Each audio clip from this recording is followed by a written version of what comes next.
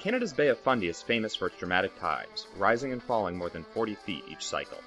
And reading about it is interesting, but experiencing it at Hopewell Rocks is a whole new level of incredible.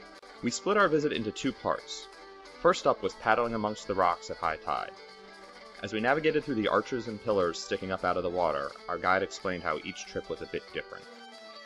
Many of the spaces we passed through were tight, requiring us to stow our paddles and pull along the rocks with our hands to get through. The rapidly changing tides caused each of the passages to become accessible or not, depending on the water levels. Even on our tour, some visitors were unable to get through certain areas as the water levels dropped, rendering them too shallow for the kayaks to pass.